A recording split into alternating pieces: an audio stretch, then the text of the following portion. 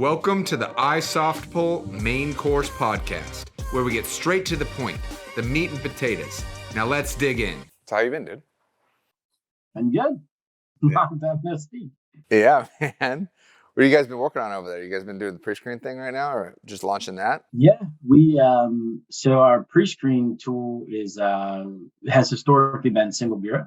So we're increasing that across the multiple bureaus, and then we're working mostly on something called prescriptive scenarios, which is an ability for a client to be able to pull any number of metrics for a particular loan type and determine whether or not the consumer would qualify for that specific scenario. So it's a very highly customizable way of filtering the credit data in the pre-screen space, similar to what we do in Prequel, as far as the ability to really pick through the credit data, but to do that in the pre-screen space. In which industries? Just mortgage? Mortgage is our primary, just like on the Prequel. The pre-screen is a little bit, it's pretty siloed in mortgage. But we do have we are looking at expanding that into the other verticals, predominantly personal loans and that space. And then mortgage adjacent, right? You get a lot of the home improvement type of deals that may or may not be categorically a mortgage, but they have to do with the home, and they still tend to oftentimes work through a similar structure. So those are kind of, the most logical next steps. But mortgage is far and above the biggest thing that we do. So yeah, and for our listeners who are just tuning in, we're talking to Ryan Moore, COO of Fraud Protection Network, and he's really unique to the extent that he has a great relationship with the bureaus, and he's been doing this for a really long time. And for those just tuning in, we're talking about why would a small business use our companies versus just going directly to the bureaus or building the software themselves, right? So that's going to be the context of our conversation for those just tuning in. So let's start off with that. Let's start off at the high level, like these Bank of Americas, these Capital Ones, they have the resources and maybe they use us, but can you just high level talk about your theory there? Yeah, I mean, it's a mixed bag. Well, I'll tell you from our part, they don't. They don't use us anyways. Maybe you guys have been luckier, but no, some of those clients are actually prohibited where the bureaus don't even allow us to go after them because they have these long-standing mega relationships. But candidly, that's never been our target anyways. I think that generally when you get into that space, there's, like you mentioned, they have their own resources, their own tools, their own way of doing things. They like to wield their power. They're really just looking for, price. And that's kind of all they want somebody like us to bring to the table is be a low cost leader. What we've always been focused on is we do more indirect selling, right? Through partners, relationships, things like that. But we're really after that SMB marketplace. And the general concept for us has always been, every mom and pop brokerage, even all the way up into some companies that are quite a bit more, well-heeled, but still fall short of that, Quicken or Bank of America, like you mentioned. They need to have the same tools and resources, but unlike a Quicken or a Bank of America, they don't have $100 million to throw at Rocket Mortgage, so how do they get access to those tools? And so we've kind of always seen our role as being part of that solution. How do they bridge the gap? How do we not just bring them data because we aggregate all of our end users into a pool? So that gives us big buying power like a Bank of America. So not just bidder rates on data, but software and best practices and techniques and things that they can do to actually compete with the top tier clients. And so that's always been our focus is, to focus on that, middle market, figure out how to bring the tools and resources that they need to remain competitive in our ever-changing, landscape that is the mortgage marketplace for us mostly, but across industries as well. Sure. So let's talk about the setup and kind of the moat, so to speak. I mean, we have a small fraternity, us being technical providers and resellers of credit data. And I actually like the moat because it's not like any company can just I have an idea, I'm going to be a credit reseller, right? Like if you wanted to start, maybe you wanted to build a chat widget, right? Next thing you know, you got a couple lines of code and you launch this widget that can be integrated to websites, or you're a website builder. It's pretty easy for an engineer to build a product, a couple lines of code, and go to market. But there's quite a significant moat that is prohibitive from people just jumping in and doing what we do. So let's talk about like the burdens and the complexities just to set the stage before we talk about the tools that we go in. So what does that mean to you? Yeah, and I think something else that's worthwhile talking about along the exact same lines, Dan, is that there's no, first off, that moat is getting larger, right? I think maybe even when you and I first started working together, a good running start and a big jump, and you might have been able to cross it. Nowadays, it's so much larger and it's so much more complicated. So it's getting harder, not easier. So that moat, to your point, is it's not only there, but it's significantly more of a challenge to cross than it was before, and that's by design to an extent, and for the reasons that I think that we could talk about here that make it make sense. It's if you just give everybody access to this data that's very secure, are they being good custodians of the data, right? Do they even know what they're doing with it?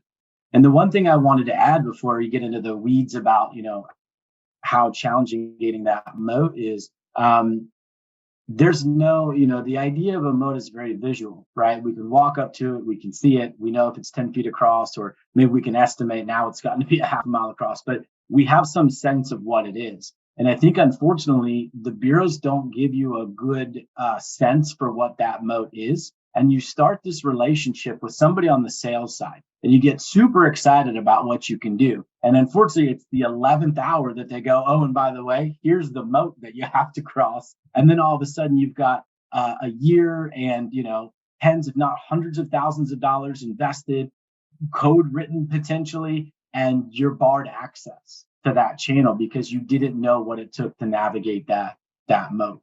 So I think that's one of the other things too, is that there's not a very clean or simple roadmap, that exists. And I know you've seen it. I mean, Sure. Some of the deals we've worked on together are exactly that. People that got to us, I've been working on this for 12 months and I just got told no. Like, that's an awful place to be. So I think that while a moat is a great way of thinking about it, it's like a invisible moat, and you don't know how big it is, and you don't know what it's going to take to cross it. And it's only in the trying that you figure it out. And unfortunately, very few people are successful. So now, as far as why that is, it's the complexity that's become this space, right? And it's no secret that data breaches are up and growing, right? Our company, although we divested from it earlier this year by way of a partial sale, we have a long history in the direct consumer market. And so we've seen, the attacks on consumer information from not just an enterprise standpoint, but in support of the consumers themselves, resolving those issues, working with the bureaus on identity theft. And I mean, it's the fastest growing crime for a reason. These guys are getting more and more sophisticated, more and more complicated. And whether you're a bank or a credit bureau, that information that you have is very sensitive and has to be protected. So, but you're only as strong as your weakest link. So if you let somebody that's never dealt with credit data before come in and download a file from you, how are they protecting it? What are they doing? So, we could go through the alphabet soup of security protocol, but the complexity to become certified in these spaces is getting harder and harder, not easier.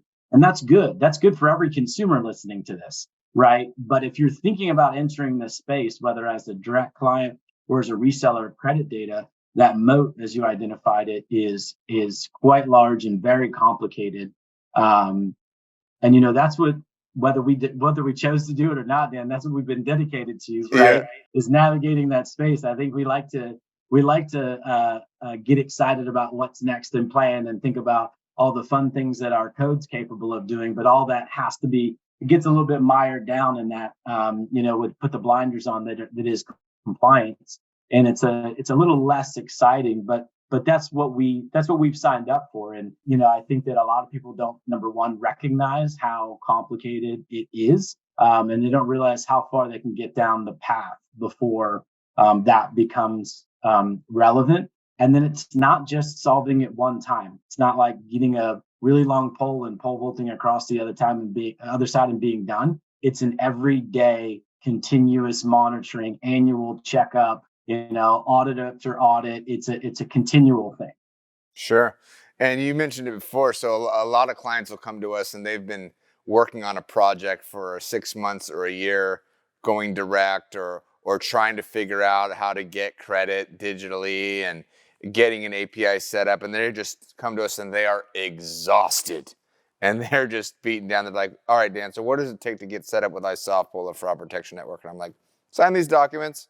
We'll have you logged in right into our secure platform, and here's the API. We got to get a couple flow charts, and they're like, "That's it?" And I'm like, "Yeah," because they know they have an understanding, at least to some extent, of what they just tried to go through, right? Yeah. And so, and I mean, and if every client had that experience, it would make the sale maybe a little bit easier, but they'd also be so frustrated by the time they got to us. So I think that, it's very difficult. It's one of those things, right? Easier said than done, where we can learn from somebody else's experiences, right? But, there's a certain amount of if it were easy, everybody would be doing it. And there's a reason why our industry is being consolidated, not expanding, right? Companies are merging with companies and they're becoming mega players, and there's some benefit to that. But I also think that there is a little bit of that high touch, high customization that gets lost in the process. I think what we've been able to do with the focus of the market that collectively we seek to go after is really striking a good balance. We know enough about all of these complexities. We're able to put some really good guardrails in, templatize some software so that you can have easy access, easy tools. But also we're small enough that we can still entertain customization and things that maybe our competitors are just either not going to do or not going to do in any amount of reasonable timeline that an entrepreneur would want to be after. If I ask the bureau to make a change, I know I'm dealing in months. If a client asks us to make a change, we're generally dealing in weeks. So that's a significant difference if you're trying to grow a business, is the responsiveness of your partner to be able to react to your needs and to react to the marketplace.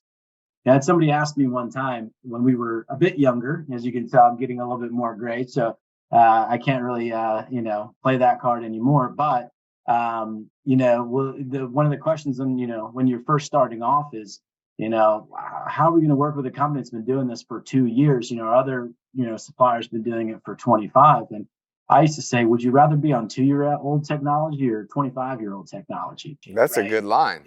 Yeah, there's a reimagining and a rebranding, and our companies are young enough to have been on the forefront of that, but we've been around long enough to have figured that mode out and experienced it. And I think that we're in that right place. And strategically, again, we've made that decision not to be everything to everyone all the time, but to be really good at what we do and to kind of figure out what our lane is and stay within it. Yeah, so let's talk about that. That's another point. I want to touch on staying in your lane. So a lot of the times these lenders or brokers, different financiers come to us and they are the lender. They are a solar guy. They are a mortgage broker. They're not, their primary business isn't a data security platform, right? So you touched on it a little bit, but I kind of want you to just expand on the buy, build, lease type situation, right? Touch on that for these listeners out there that they have the primary product, that they sell mortgages or they sell personal loans or business loans, and by leasing our equipment, so to speak, it allows them to have faster speed to market and stay in that lane. Yeah, I think everybody, it's almost a 4-letter word, but merchant services is where a lot of us have this kind of lease interaction, taking credit cards, kind of that necessary evil. And they kind of change the equipment so often that you're better off leasing it, and they rope you into a contract. So just make sure we delineate. We're not talking about that type of relationship specifically. Sure. But what we are talking about is anytime you're making a business decision, and this is something you and I, because we have discussions, from a strategic standpoint, not just daily implementation. anytime we're looking at making a change, we try to quantify what our return on that investment is going to be. Because we can get super excited about something we think is great that our clients don't use, and it's just a very expensive, hobby, right? But what we really want to do is figure out where we're going to get the most bang for our buck. And to your point, one of the ways that we do that is every decision that we look at, we look at it, are we going to build it ourselves? Are we going to buy some solution or maybe even some company, depending on how big this opportunity is? Or are we going to lease it, right? That build by lease that you just touched on. And we're a software company. We're squarely in the fence that, yes, we resell data, but we resell data through software, right? And the software is something that we build, maintain, improve, collaborate on. So it's kind of, you don't really have one without the other for the most part, right? So as a software company, you would think that our default setting would always be to build, but you have to determine whether or not, like you mentioned, and the whole staying in your lane concept is that what you're really the best at? And I think the perfect example in the software space is identity verification, right? As these online tools become more and more robust and complicated, you need to authenticate and identify who your particular users are. This has evolved into its own industry with mega companies that do nothing but that, right? And if you have a company that spends 24 hours a day, 365 days a year focused on one thing, I don't care how good you are as the jack of all trades, you just can't be as good as they are. Now, their solution may be too expensive, right? So you've got to kind of always go back and forth between that. Is it something that's worth us building? Is it something that we can buy? Is there an off-the-shelf version of this that's, maybe I buy a license? Well, a license would be a leasing, but maybe I buy a one-time purchase license that in perpetuity, and I can have access to this tool forever. But, what's the life cycle on that? Or maybe you buy a smaller company that you can ingest that does that too. But then you've got additional overhead and burden. And then you have Lease, which is a lot of what basically our systems are based on, which is you don't really have a big upfront. You don't have the overhead of maintaining it. And you pay an incremental fee while you use it. And when you layer our previous conversation about the moat and the complexity and the compliance and all those other things, the building it becomes less and less attractive because not only is it writing lines of code, it's where do you store the data that you get and how do you protect that on a go forward? And by the way, people are going to ask you to prove it. So now you have to have third-party audits and it just kind of goes on and on and on. So when a client's thinking about, what am I going to do?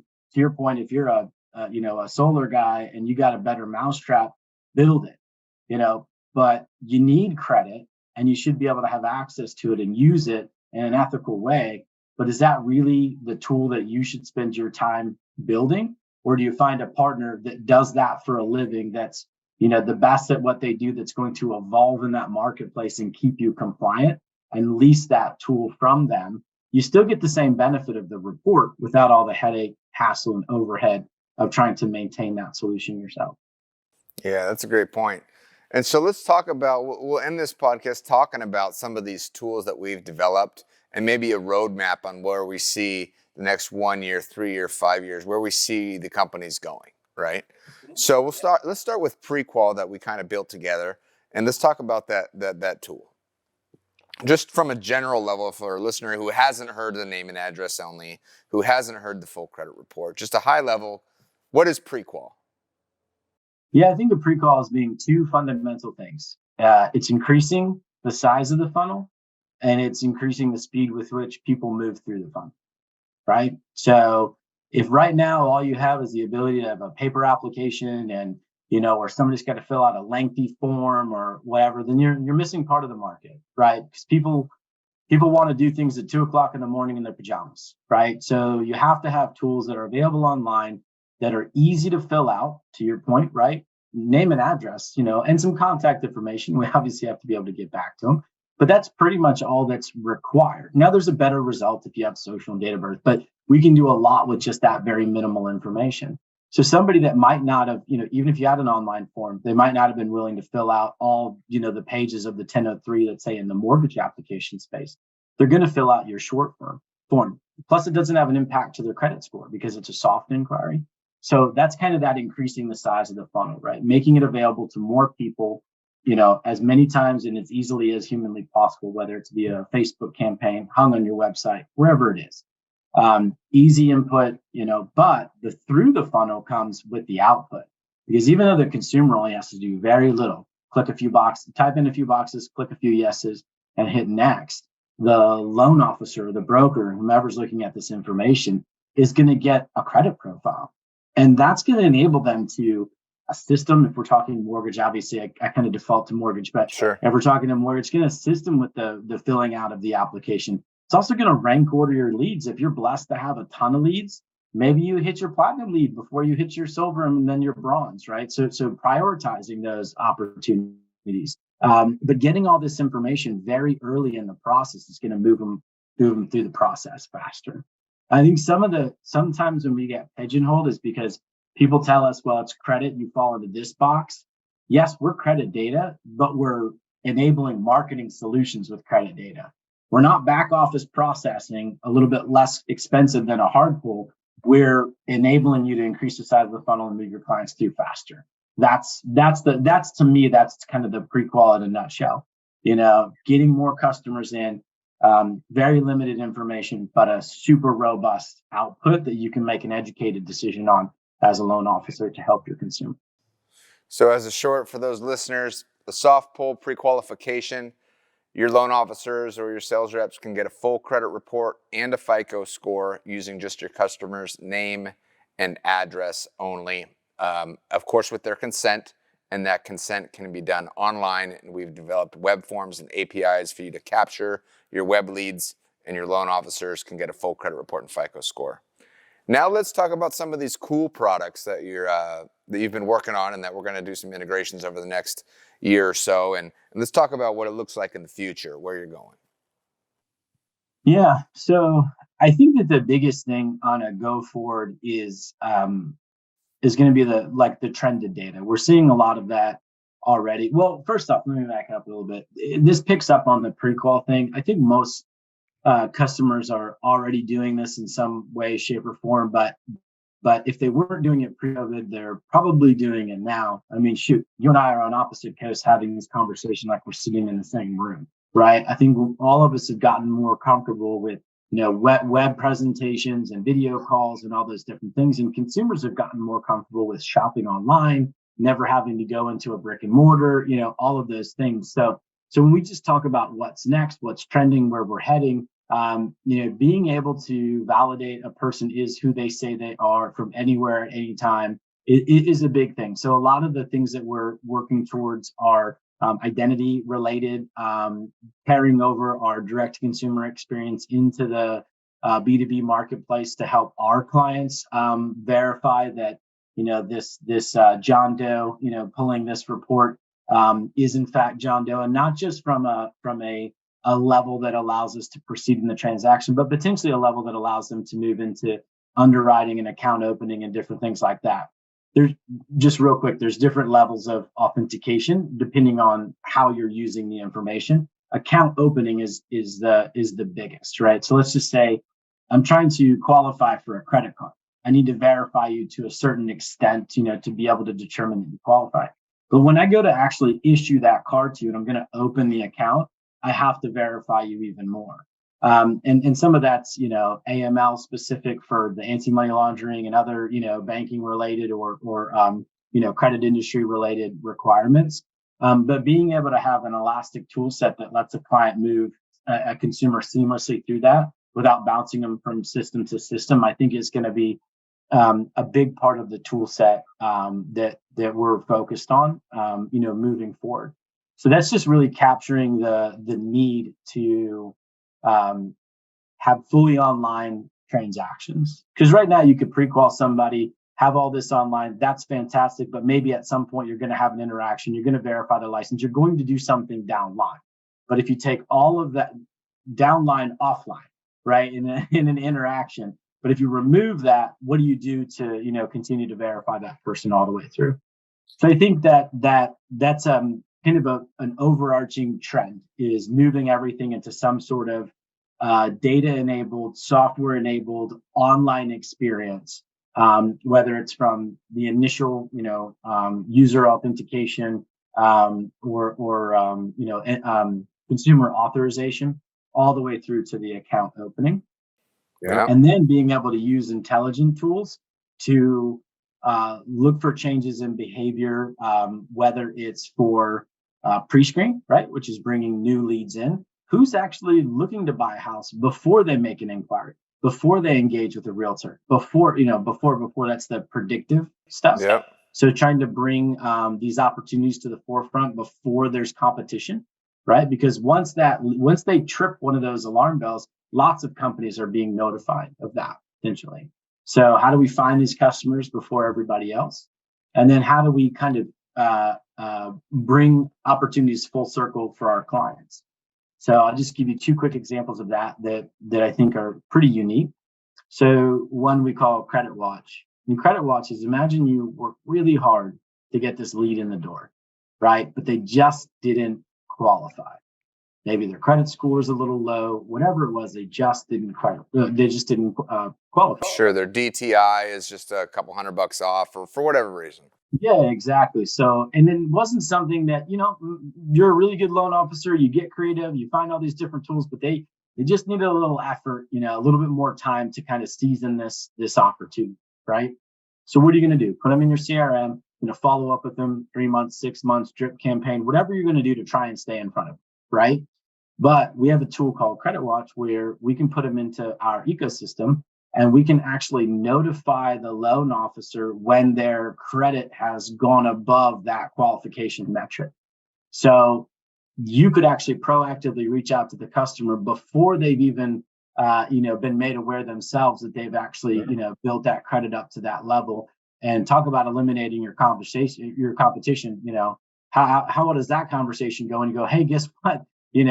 John consumer, looks like we can get you qualified now. And they're like, well, how did you know that? I mean, that's one of the unique tools where we use data and that kind of qualifying metrics, knowing the type of deal that they're looking to qualify for. We use that prescriptive scenario, Credit Watch enabled to then throw out a trigger when that consumer crosses that, imaginary line that the loan officer set. So that's kind of a next gen thing that we're really, excited about, is being able to, because again, you worked hard to get that lead. You might have even bought that lead, whether it was through pay-per-click or whatever it is, and it's a missed opportunity. And we want to bring those full circle to make sure. And there's a good relationship there too, right? You've worked the deal. John, Susie, right? Makes it an easy phone call for sure. You said there was two though. What's the other one? You said there's two. Yeah, so the other one is that comes to mind. I mean, there's quite a few. I mean, but the prescriptive is a big part of what we're doing. And then the other one that comes to mind is more around what we think of as risk and retention.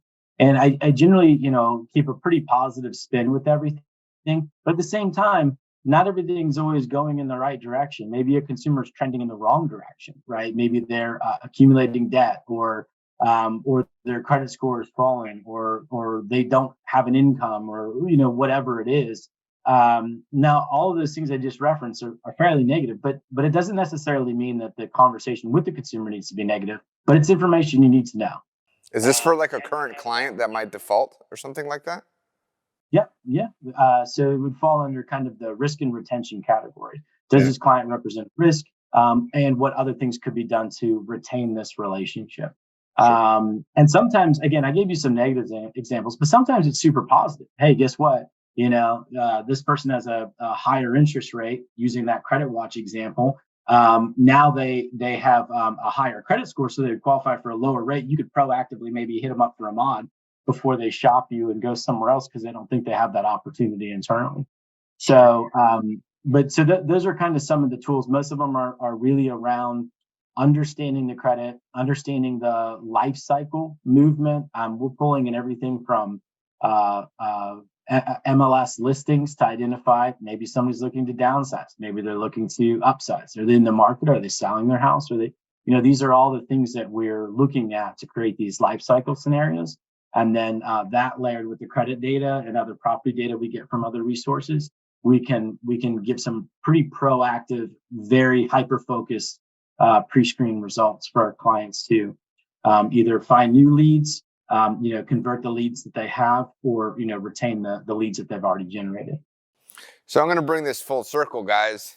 You can build that, right?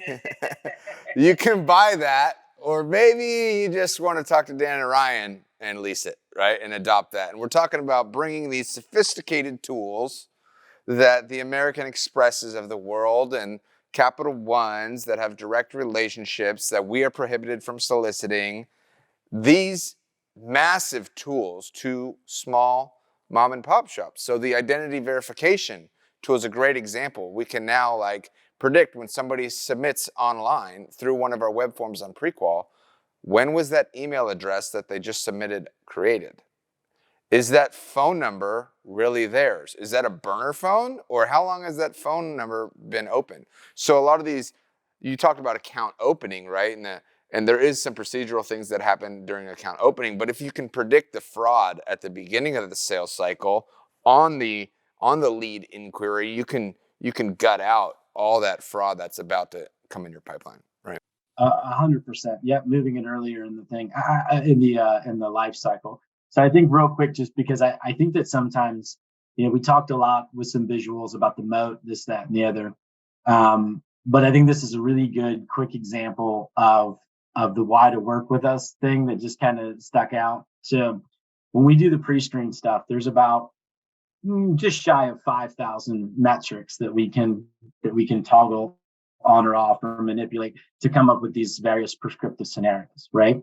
But every one of those is actually a decision that's made by the data underlying that particular metric, right? Because if you say it's a high balance indicator, right? Well, what determines that that's a high balance? What cards is it pulling? What types of, on and on and on and on and on. So we pay well over six figures just for the instructions on what goes in to the 5,000 attributes, so that we can break them apart and fully understand it. So it's one of those things where we talked earlier about, nowadays you don't really even know how big the moat is. To put another visual, it's like the layers of the onion. You just keep peeling it, or those little Russian nesting dolls, right? You open it up and there's another one inside. You open it up and there's another one inside. And it seems almost endless. And I mean, it took us 4.5 years to get to the point to where we could actually get to the file behind the file. Right. And the more you learn that you still have more to learn.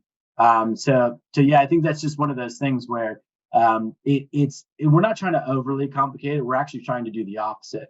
We have spent years and dedicated ourselves to understanding it so that we can simplify it for our clients.